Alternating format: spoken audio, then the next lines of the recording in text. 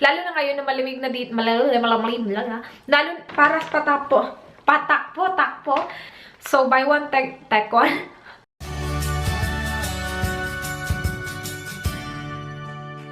Hi guys, Rizal here. Welcome back to my channel. Today, I will be doing another haul. Hindi ka maniniwala na kasi like $1, $2 lang.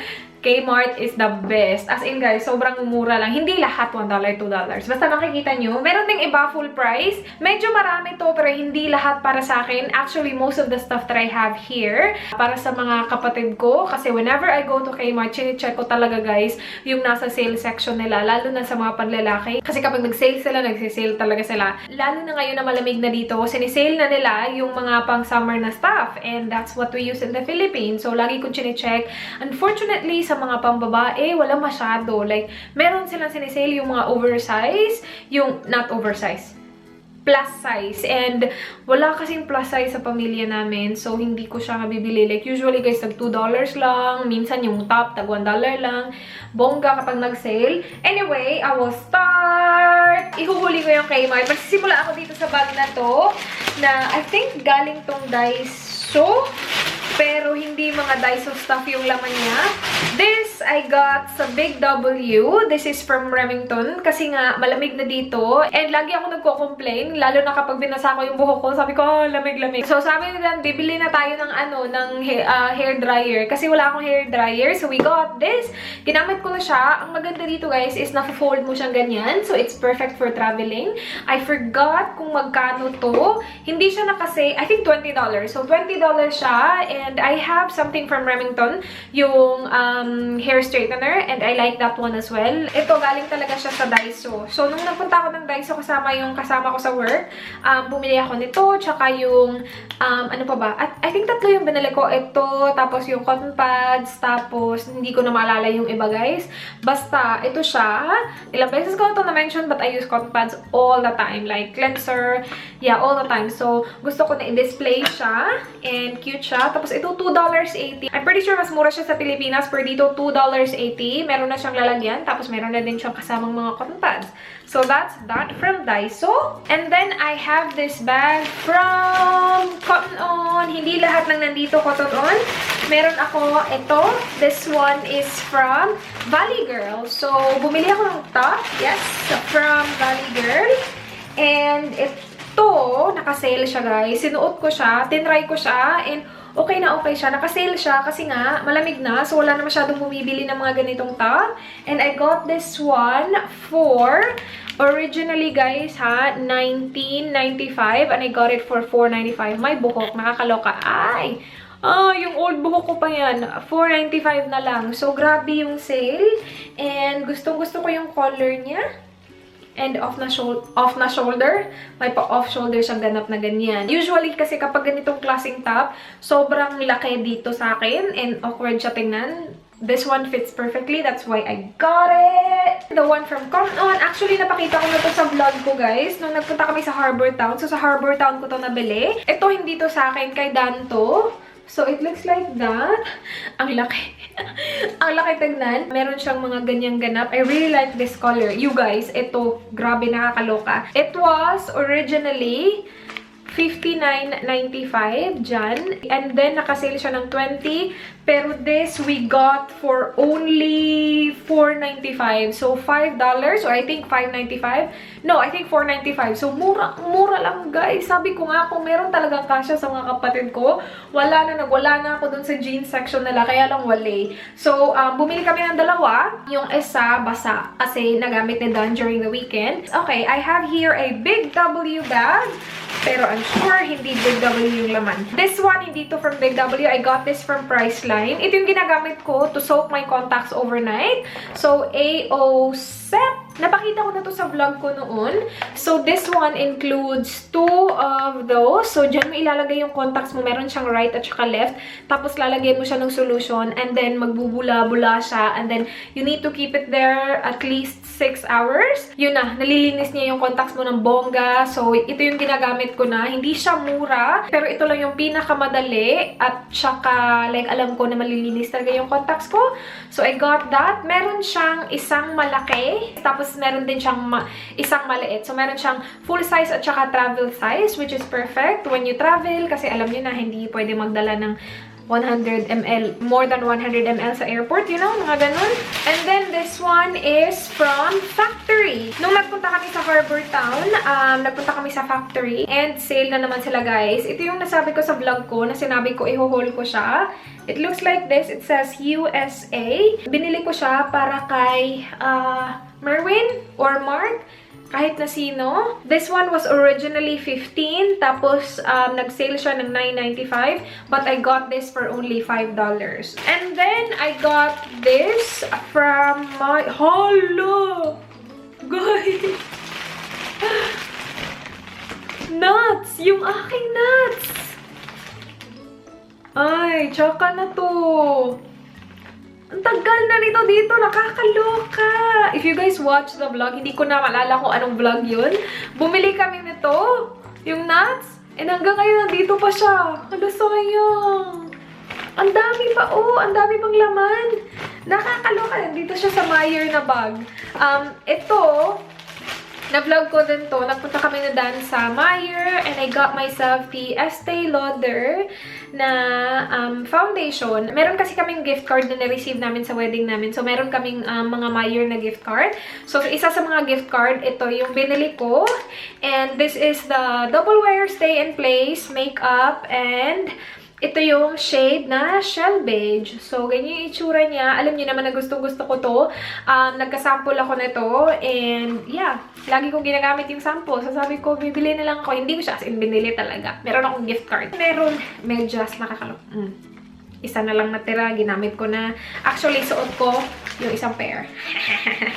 And then, last thing in here sa Big W na bag is ito. Simple na cleansing facial wipes. Nagamit ko yung simple na micellar water, na merong micellar water na sobrang paborito ni Kathleen Lights. And nung ginagamit niya, sabi ko, ha, I use the same one, I use the same one. Pero yung micellar, hindi siya nakasale. Ito nakasale siya. I think $5.95 dalawa na. Usually, $6 isa. Pagbalik namin sa Big W, hindi na siya naka-buy one take one. Sabi ko, sana dinamihan ko. Now, punta na tayo sa Kmart. Ang aking paborito. Kmart, yan yung kanilang bag. 15 cents kapag bumili ka ng bag. Kahit na plastic, 15 cents dito. So, yeah. Anyway, okay lang yan kasi mahal ko yung Kmart. So, mag-start ako dito. Nakita ko to, guys. Ay, nakasale siya. And sabi ko, ang cute. Para kay Baby Veronica. Para sa magiging anak ni Kat na malapit ng masilang. Chart, masilang sa mundong ito. Nakita ko siya, mura lang siya. And ako kasi, kapag ako nagkaanak, bibilhan ko yung baby ko ng mga nakasale. Kasi kahit na nakasale yan, okay na okay yung quality kasi galing siyang Kmart. Hindi naman siya yung quality sa Kmart. Tapos yung baby ko, alam ko, lalaki ng hindi naman siya lalaki ng bongga kasi ang liit ng mama niya. Pero alam mo yung mga bata, lalaki sila. So, you know, bibili ako ng sale. But guys, look how cute! Ang cute nito and it's only $1. So, nung nakita ko talaga siya, yung unang naisip ko, si Baby Veronica Rose. Nakakaloka, $1 lang. So, yan. That's the first one. Alam mo, yung mga ninang-ninang dapat bumili sa kanyang ano.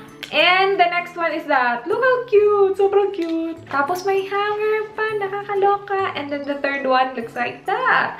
So, diba? O, ibibigay ko yun kay Baby Veronica. And then this, socks. Kasi sa Dan, kailangan niya ng maraming socks. Lalo na ngayon na tumatakbo na ulit ng aking Danny boy. So, this one, merong 5 pairs of socks. And I think this one is parang $8 ata to. Or maybe 10? I don't remember. Pero yeah. Ito na guys, magsisimula na yung mga $2, mga $1. Ito, shirt! Siguro kasya to kay Papi. It looks like that, guys. Hindi naman tsaka yung quality niya. Nagka-sale siya. Like, wala namang masamang nangyari sa kanya. And this is only $2, guys. Nakikita nyo ba yan? $2 na lang siya. And then, itong shorts, looks like so. Kahit na kanino yan, sa kaninong kasya. And this one, it says here $5, pero I'm sure I got, maybe this is $5. Oh, I think $5 talaga to. Natakpan niya yung original price niya. Says Hindi ko alam kung ano yung original price niya. Pero nakita ko kasi siya, nagandahan ako. So yeah, ganyan. Maganda yung kulay niya. This one, singlet, yung tawag nila dito. Sleeveless sa atin. This one is only $2 from $10. And then, meron akong socks kasi bumili ako ng ganito. Actually, 3 yung laman niya. Isa na lang ata natira. Kasi nagamit ko na yung dalawa. Merong ganito. And foot sock na nagamit ko na din. Maraming shorts. So, itong short na to, it's only, guys, tingnan nyo nga yan, $2. And okay na okay yung quality niya. Binilhan ko si Dan ng ganito noon. And I think yung original price nito is $15. Merong ganito si Dan, brown. And hanggang ngayon, ginagamit niya pa rin. Maganda pa rin yung quality. So, for $2, why not, diba? And then, meron ding ito, shorts din, na I got for only $2 as well. Dalawa yung gano'n na binili ko. So, isa kay Mark, isa kay Merwin. Dalawa din yung gray na binili ko. So, this one is the same as the other one. Okay, last bag is ito. Bumili ako ng Converse na shoes pero wala na siya dito kasi ginamit ko na. So, yung laman nito is the stuff that I got from Kmart. So, guys, ang dami. Mga sale to lahat. Sale to lahat, guys, as in. Hindi ito isang puntahan sa Kmart, ha. Like, every time na pumunta ako ng Kmart, check namin yung sale. So, siguro mga 3 beses to na visit sa Kmart, itong lahat ng to. So, this one looks like that. It's a shirt na magkakasya siya kay Papi. And this one is only $2 from 12. Ito din, it's black. It's in large. Ito magkakasya siguro to kay Marlon or siguro kay Papi. Kaya lang si Papi hindi nagsusuot ng mga v-neck. Ayaw niya sa mga ganyan. This was originally 6 and 2 na lang siya. So, ganyan. Hindi ito kagandahan na quality. Pero ano lang naman eh. Pambahay lang naman eh. Sobrang tagal ko pa uuwi, guys. December pa. Pero at least, diba? Kapag nakasale kasi, ang hirap ayawan. Para din pagdating ng December, hindi na ako magkabuang-buang na maghanap ng mga pagsalubong ko. Mag-a-add na lang ako kung ano yung request nila. Pero clothes kasi, lagi ako talaga akong bumibili ng mga damit para sa kanila. Because it's something na they wear. And kailangan ng mga tao. Damit. Yun. Ito, kasya to kay Marlon. And this one is $5. Pero gustong-gusto ko yung quality niya. So, binili ko na. And then, meron siyang hanger. Dinadala ko talaga yung hanger, guys. Nakakaloka. Yung iba, tinatanggal nila. Ako dinadala ko talaga. I need more. I need more hanger. Ito, same one, pero black. And this one is $5 as well. From 10. And maganda yung quality nito. Tapos yung hanger, bongga. Magagamit ko talaga yan. And then, itong mga to. 2, 3. 3. Ito, hindi ko na na-try kasi nakita ko siya nung pa-checkout na kami. Malapit siya sa checkout. Pero gusto ko yung color niya. This one is originally $15 and nabili ko siya ng $5 lang. This is actually sa teens section. So, kapag ako nagsha-shopping for myself, pumupunta ako sa teens section. This one is for 12 years old. And then, ito. So, naka-sale din siya, guys. Originally 15 and I got it for 5 only. And maganda siya. Ito, size 10 siya. Pero, sinukat ko siya and maganda siya. So, bongga. And then, the last one sa haul na to is this one. Sinukat ko din to. Guys. $3. Originally 15. Stars siya. It's a button-down shirt. So, yun. Ay, meron pa pala. Nakakaloka. Meron pa. Yung dyan, ano lang yan, yung box ng sapatos, pero wala na siyang laman. This is the last one, the Lucky Last. Lucky Last talaga, guys. $1 lang. Nakikita nyo yan. It's only $1 and kasya to siguro kay Marlon. Oh, diba? Ang ganda. $1 lang. Maganda yung quality niya. This was originally, hindi ko alam kung magkano siya originally. Walang price. Yung price niya na lang is yung nakasale na. So, yun. Sa wakas, malinis na yung area na yan kasi sobrang tagal na niya nakatambak dyan.